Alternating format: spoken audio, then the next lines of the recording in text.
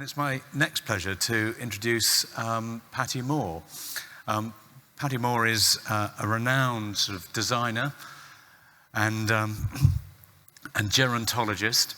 And actually her journey from young researcher to a trailblazer and a real leader in her field is a fascinating one, and a story that many people have probably heard but don't actually know who did it. So it was some 40 years ago that Patty was the original researcher who decided to disguise herself as women in their 80s, suitably sort of disabled, if you like, in terms of the normal impairment, sight and movement, and went around cities in the United States and Canada documenting her experience. And that really profound piece of research propelled her on the journey and the career that she's been on since then, up to receiving presidential medals and all the rest of it. So Patty, it's a real honor that you've actually made it all the way from Arizona to be with us today. Please give Patty a warm welcome. I had a question in the loo, which doesn't sound very polite, does it? And the stick is not research, it's reality. I was struck by a car crossing the road in Wellington, New Zealand, and thanks to the marvels of Humpty Dumpty surgery, the doctors have put me back together, but my leg, which I lovingly call George, as it now contains male, I'm certain, cadaver bone, it's taking a while for it to heal. So there we have it. And then another bit that, I need to start? Okay, makes sense. Another bit of important news before I get into my main message for today.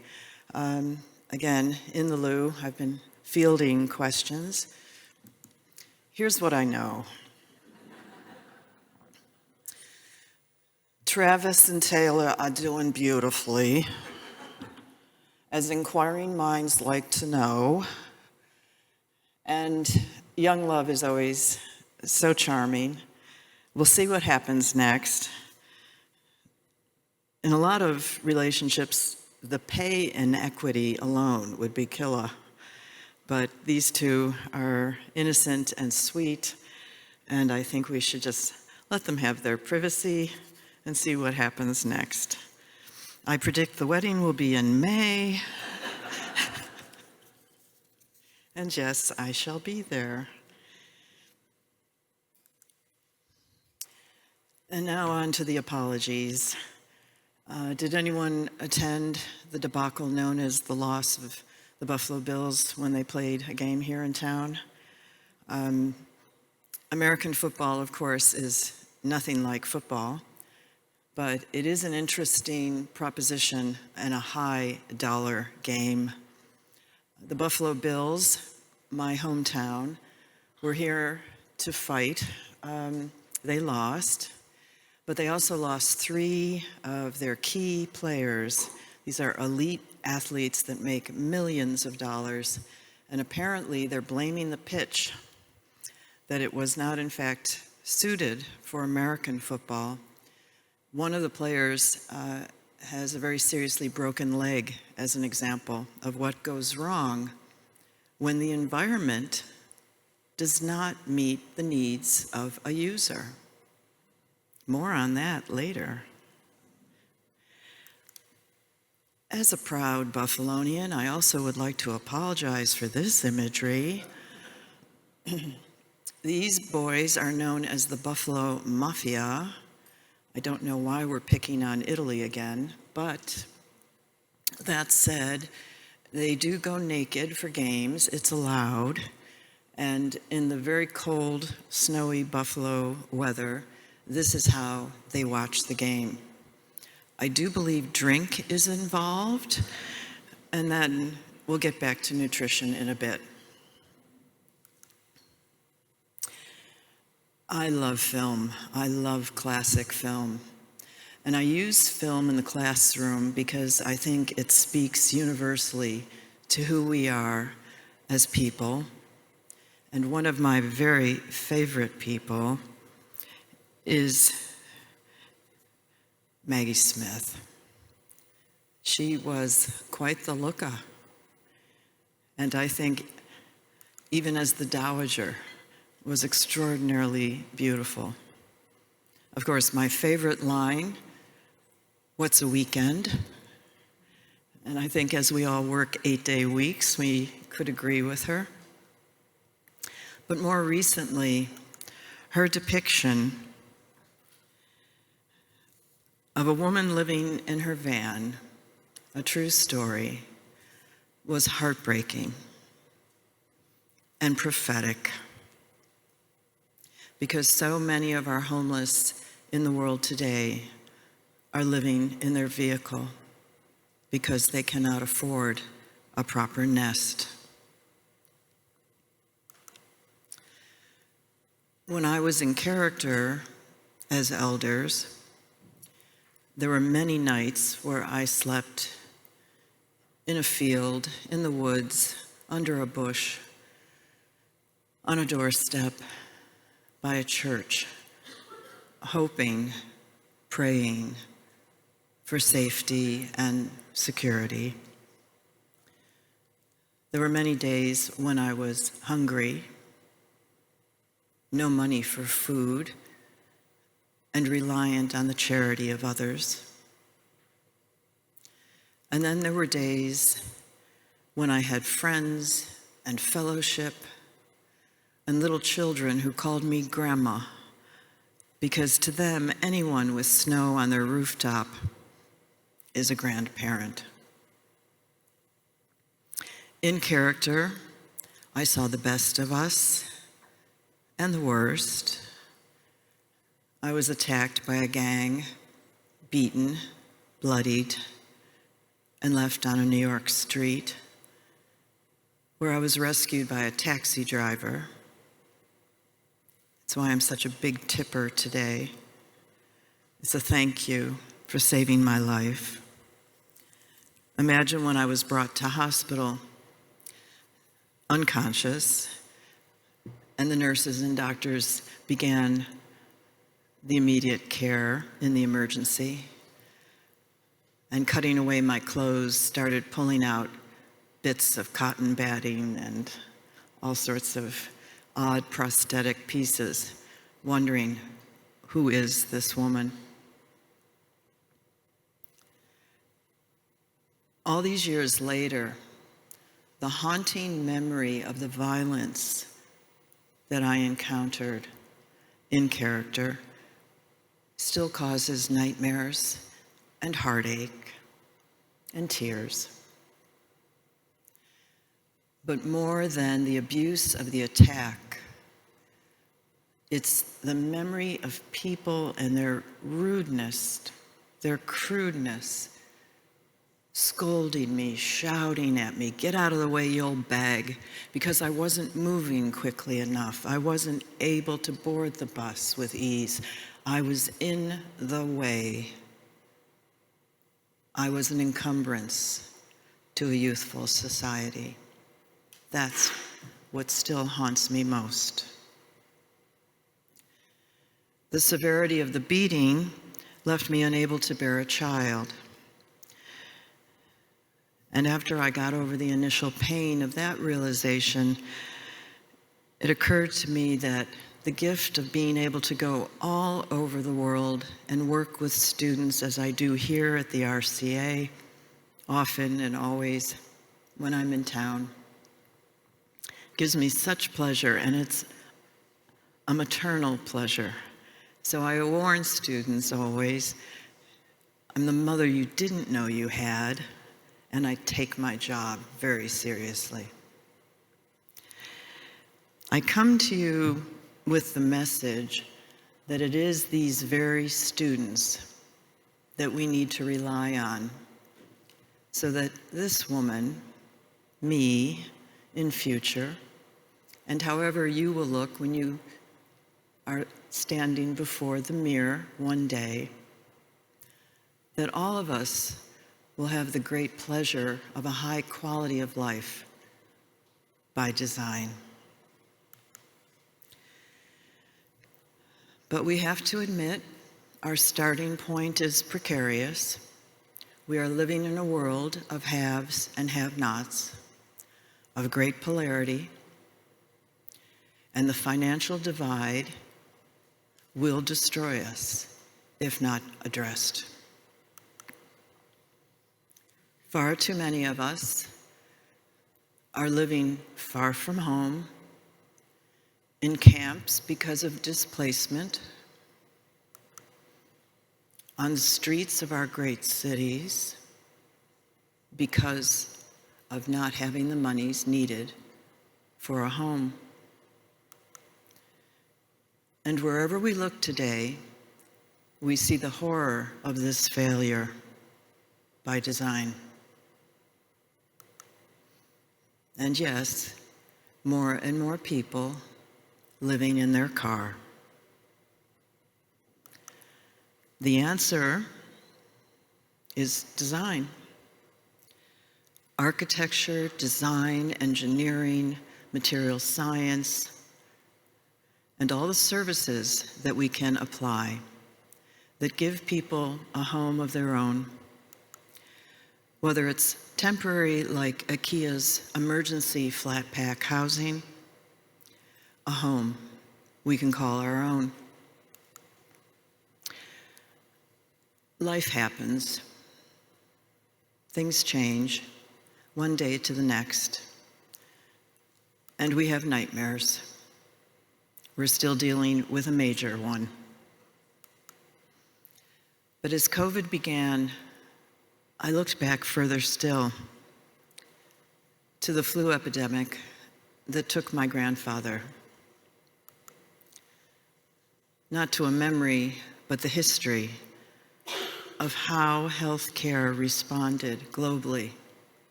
And to the present day, in Wuhan, China, where in 2 weeks' time, this hospital complex for COVID was built,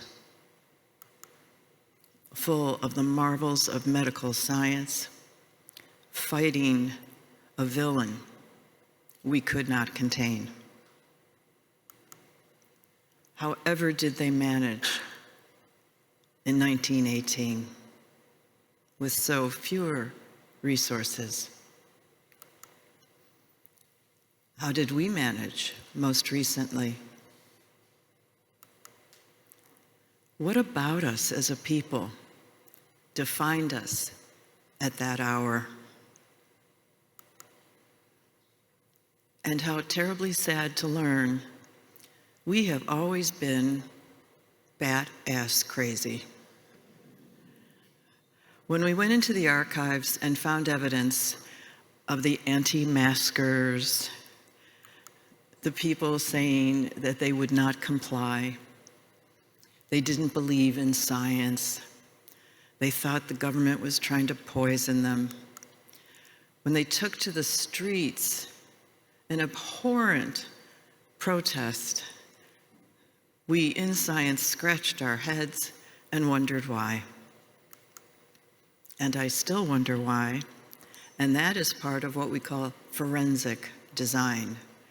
We have to learn from the failures of COVID as much as we celebrate the successes. We have to understand what is tearing us apart before we can move forward. We've got to go back to basics. The human condition, the holistic communication, the love and the whispers and the hugs.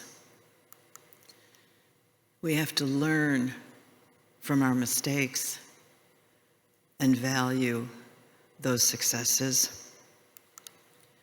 And we have to accept the fact that the next virus will probably be worse.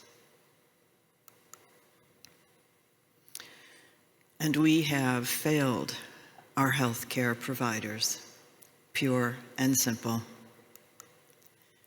All over the world, our frontline caregivers are underpaid, underserved, and doing extraordinary things in spite of leadership, lack of understanding. So we have our work cut out for us. Technology is going to be a big piece of this puzzle going forward. But we have been talking about smart home technology since 1933. I don't know about you, but my home is really stupid. I don't even have a doorbell. I don't have Alexa telling me what to do. I'm all on my own, not by choice, but because I'm not interested in any of the technology presently available. And I'm a designer. I'm responsible for the design of all sorts of gizmos and gadgets and wonders of science that are making our homes more functional and safer and secure, smarter. But I don't own this refrigerator. This is a Samsung refrigerator, and it's considered the heart of the home. It is, in fact, HAL from 2001. I warn you. And while I'm very proud of it, I'm also aware it might come back to haunt us. Technology is not a standalone response. It is a coexistence opportunity. So let's not be frightened by AI. Let's use it as the tool it's meant to be, and then watch it carefully. But sci-fi will tell us we are very close to losing control to the machines. We're very close to living on Mars. And we're very close to losing a sense of choice. And that, my friends, is the pure definition of the potential that is design. When the Golden Girls first came on television, as a gerontologist, I wasn't happy with the stigma views of elders, the sad and sorry jokes, the teasing, the ridicule. But I've come to love this program because it demonstrates the reality and the potential for today. And that's commingled housing. The fact that I'll have a roommate, and maybe one day very soon, and it's going to be somebody who can drive a car because I can't.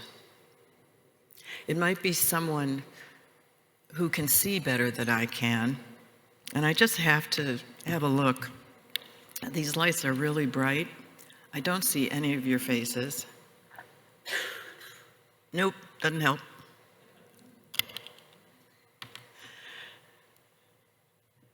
But my point is, each of us have innate capacity and ability.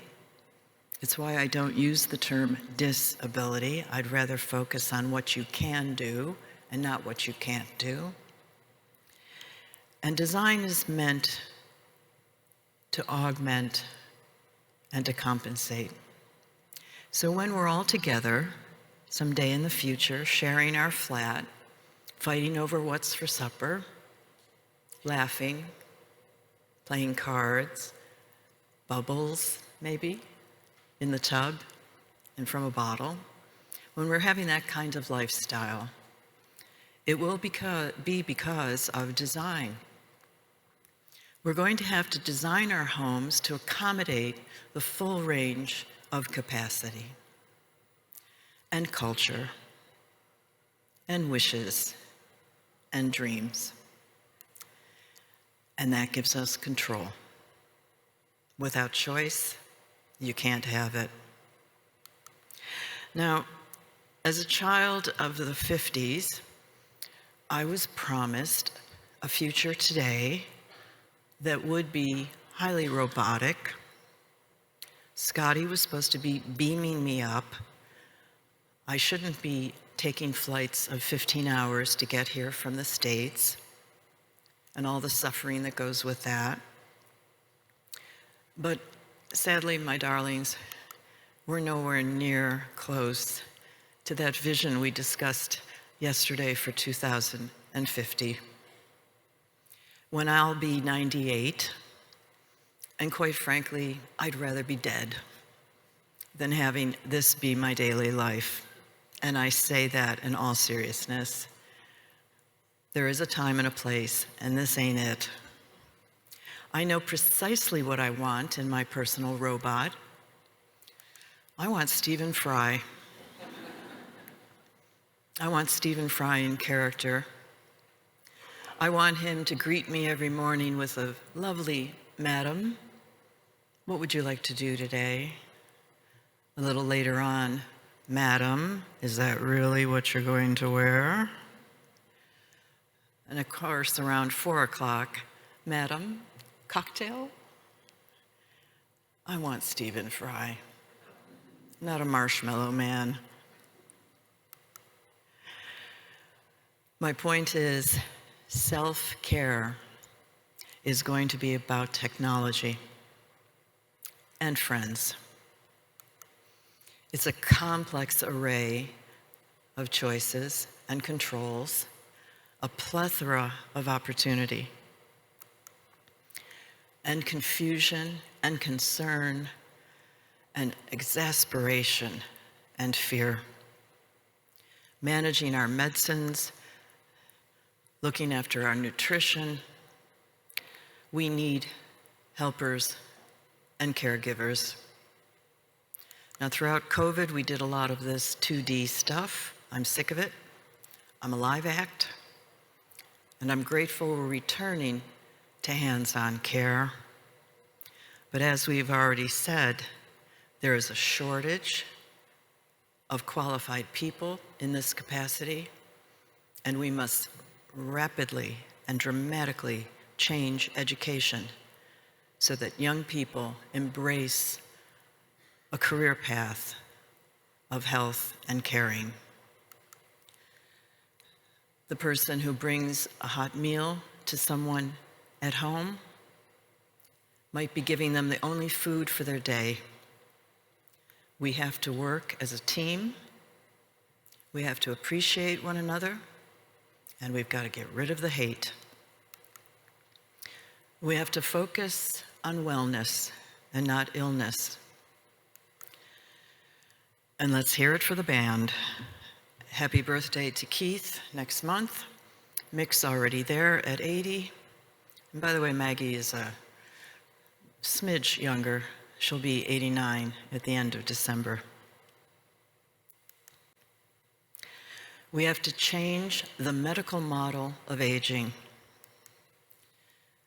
Durable medical equipment ain't design. We have to create a consumer model of care. And it might not be your cup of tea, but if it can keep you safely in your home, I suggest that you'll be willing to adjust to a technology that isn't exactly your aesthetic.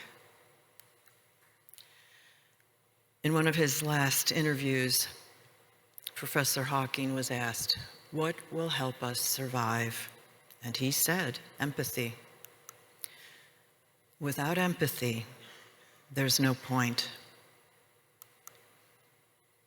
Without love, there's no joy. We need each other. We have to hold hands and stick together. Because if we have a good life, a high quality of life, it's going to be because we worked as a team. A holistic, humanistic team of peoples all over the world, recognizing we are the same. Each of us snowflakes, no two alike, unique in our beauty, desirous of the good life, of caring and sharing for all of our days by design. So hold hands, stick together. I'm tight on time, but I'd like to leave you with something that came to me from a nurse here in England.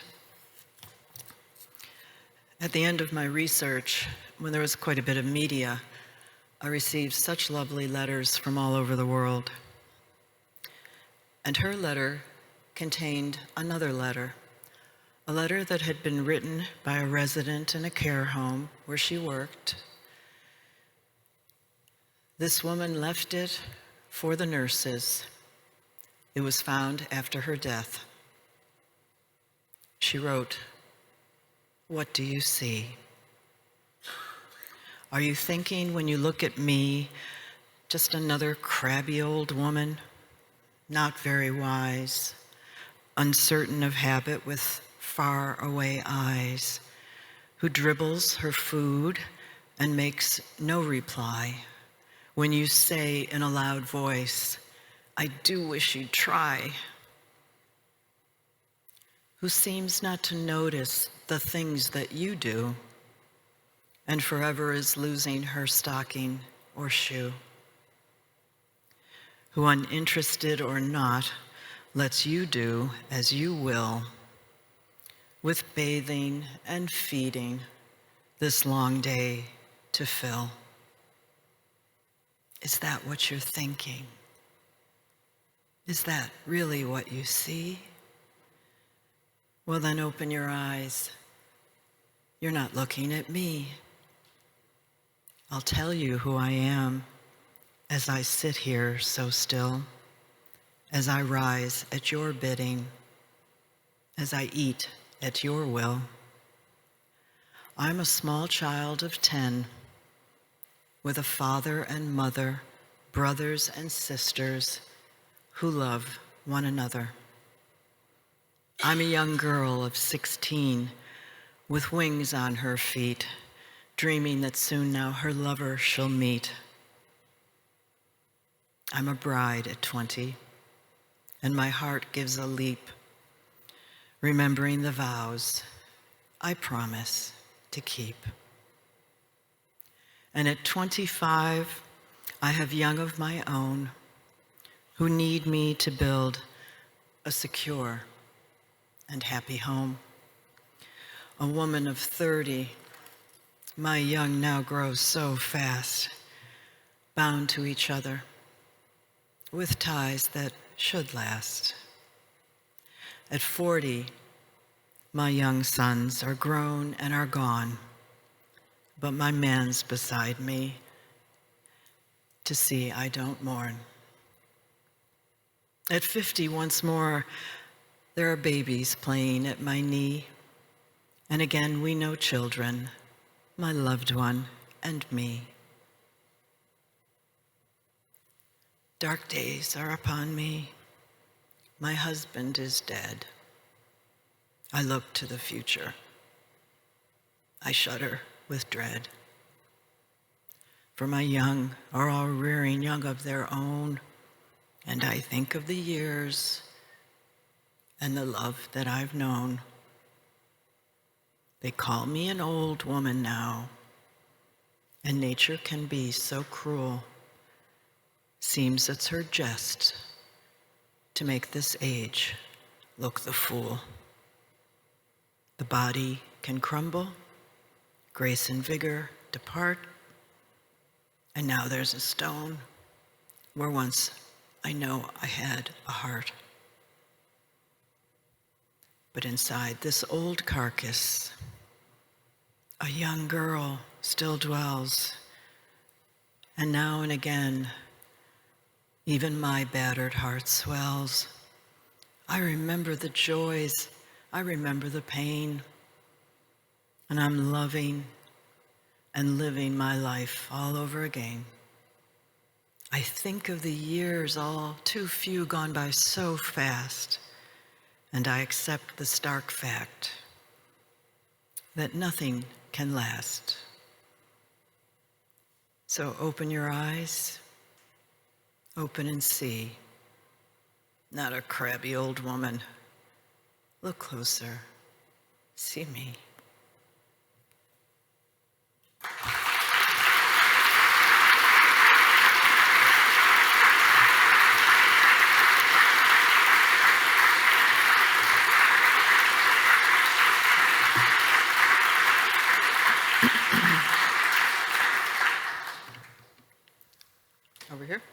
Patty, I know you said, can I have permission to make the audience squirm?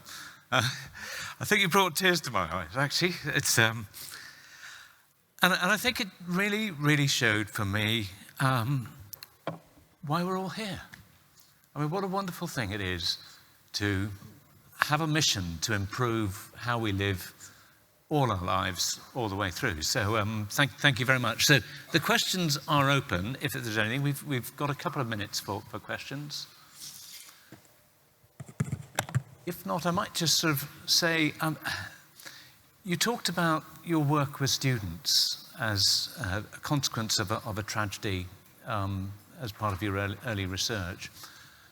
What's your message to students today about designing for the future world?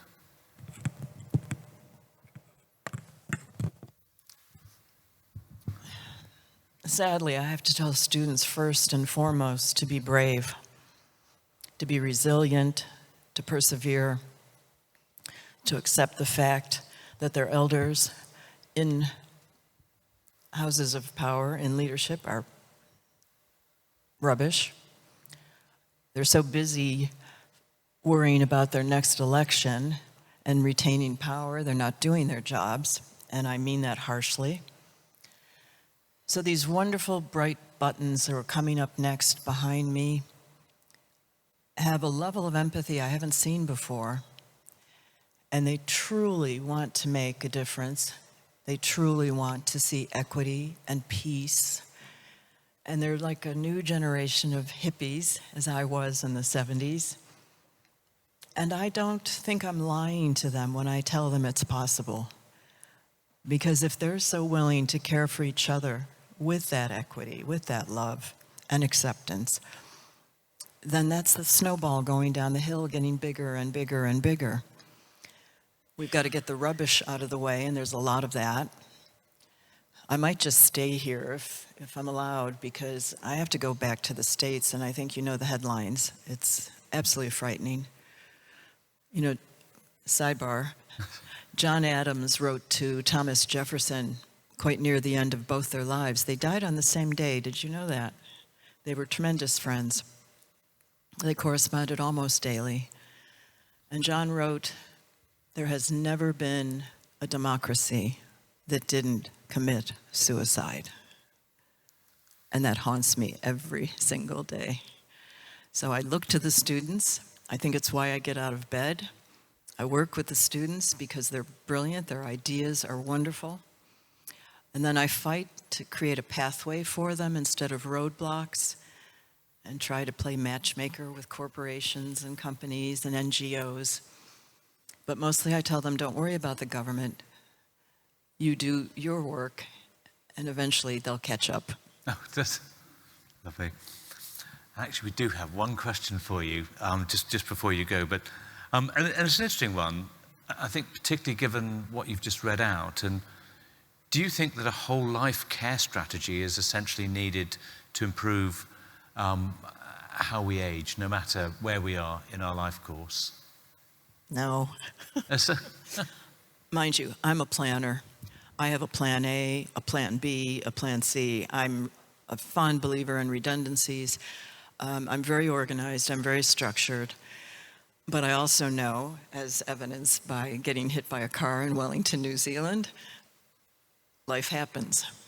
So as well as we plan, things are going to change, and dramatically sometimes. It's very rare that we get to hop and skip down the road of life, throwing rose petals and singing. But we do have to plan. We do have to, put money in the bank and be ready for eventualities. But in that preparation, we have to recognize no matter how we think we know what tomorrow is going to look like, we don't. And that leads to our challenge and our responsibility to make it what we want. Oh. So that's where the work comes in. Patty, thank you so much. You've been so inspiring, so please join me. Thank you, Ken.